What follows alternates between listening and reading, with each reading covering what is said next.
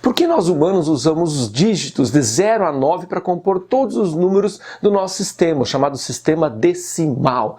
Bom, a resposta está na ponta dos dedos. Ocorre que ainda na pré-história, o ser humano utilizava justamente os dedos para contar quantidades numéricas, que é o que ele tinha à disposição, num tempo em que ainda não havia o conceito de zero, de nada. Por isso a contagem começava no 1, 2, 3, 4, 5, 6, 7, 8, 9, 10. O sistema decimal, 10 dígitos, foi o primeiro sistema numérico utilizado pelo homem. Mas será que esse era o único jeito de contar as coisas ainda na pré-história e na antiguidade?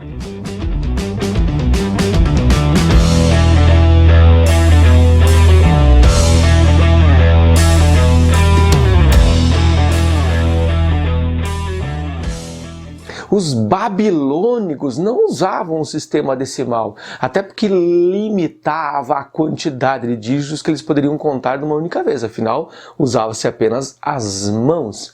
E mesmo utilizando apenas as mãos, os babilônicos conseguiram criar um sistema que poderia contar até 60. Para isso usavam exatamente as duas mãos. Uma mão representava as dúzias e a outra a contagem da quantidade dessas dúzias. E como é que isso funcionava? Pega-se uma mão e para cada falange dessa mão você atribui um número. São 3 falanges cada dedo, né?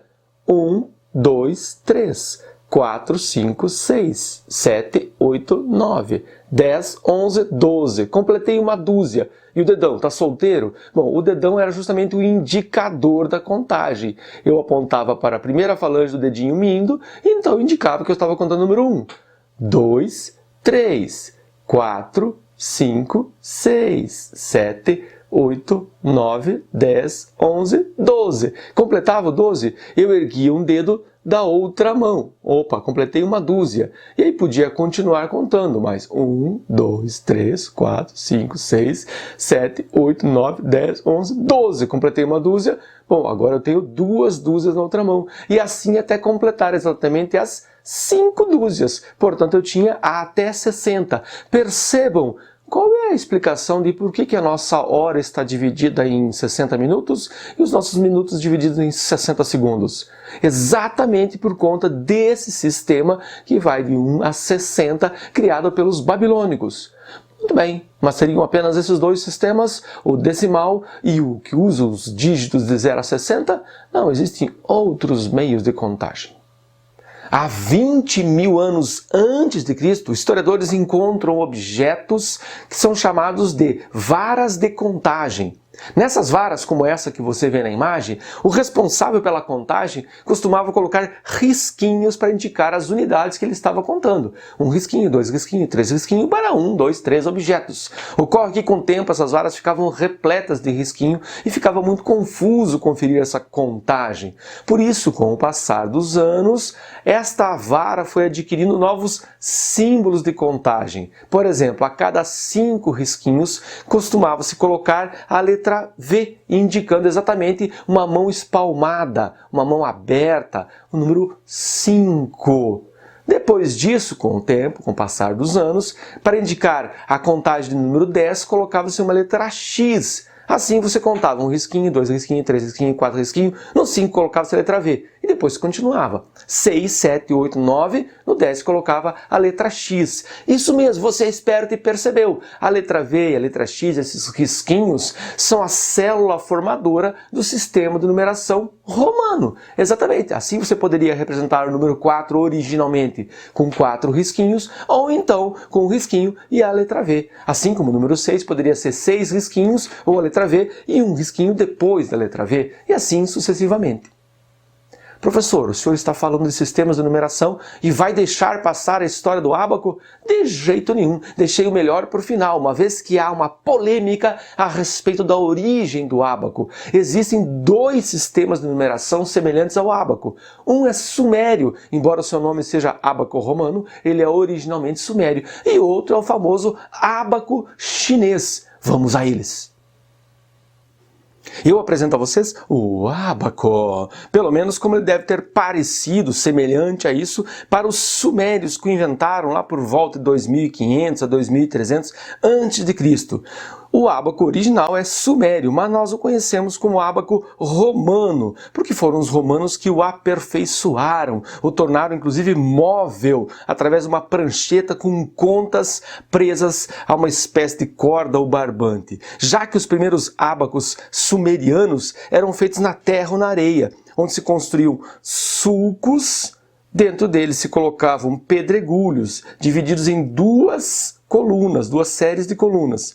Na coluna inferior se colocavam 4 pedregulhos e na coluna superior um pedregulho para cada coluna. E como é que se fazia contagem? Simples, cada pedregulho aproximado do centro representava 1 para a coluna de baixo. Assim, o número 1 está assim representado. O número 2, número 3, número 4 e agora o número 5. Bom, aí eu preciso da coluna de cima. Eu preciso recuar essas pedras para baixo novamente e aproximar esta coluna do centro. Esse pedregulho no centro da primeira coluna representa o número 5. E assim sucessivamente. 5 mais 1, 6, 7, 8, 9. E o número 10? Continua a contagem. 10, 11, 12, 13. E o número 14? Bom, aí eu faço o mesmo que eu fiz na coluna anterior. Recuo essas pedras. Tenho aqui o número 9, 5, 6, 7, 8, 9. Mais 5, 14. E assim sucessivamente.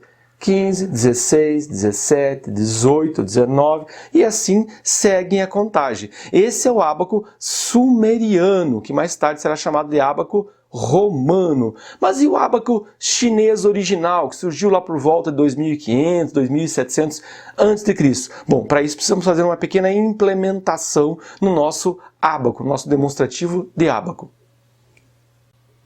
Vamos conhecer agora o ábaco chinês. Ao contrário do ábaco sumeriano, e que posteriormente foi rebatizado e melhorado pelos romanos, e por isso chamado de ábaco romano, o ábaco chinês, ao invés de ter 4 unidades na coluna inferior e 1 na coluna superior, ela tem 5 pedrinhas, 5 unidades na coluna inferior e 2 na coluna superior. Com isso é possível representar números de 0 a 15 em cada coluna.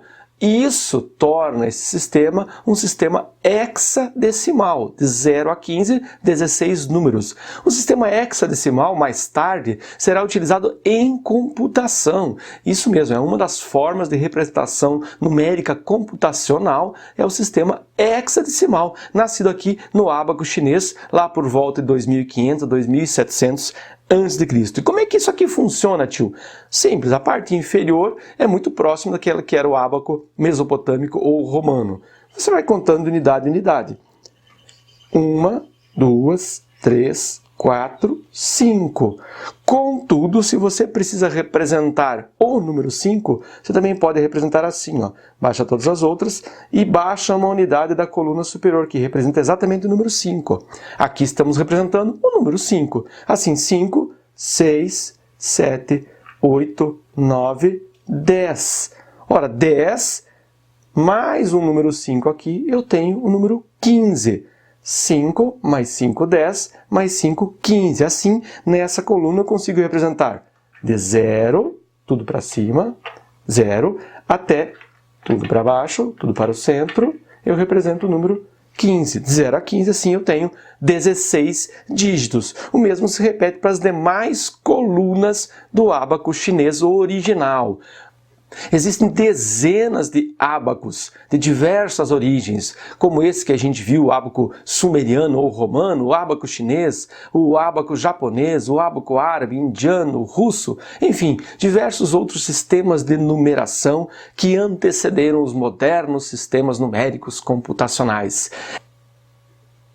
Legal, né? Espero que você tenha gostado desse vídeo sobre uma breve história de como o homem aprendeu a contar, partindo dos seus lindos dedinhos e indo até o ábaco chinês. Fique de olho no canal, curte aí, compartilha com os amiguinhos para deixar o tio Pisolato bem feliz.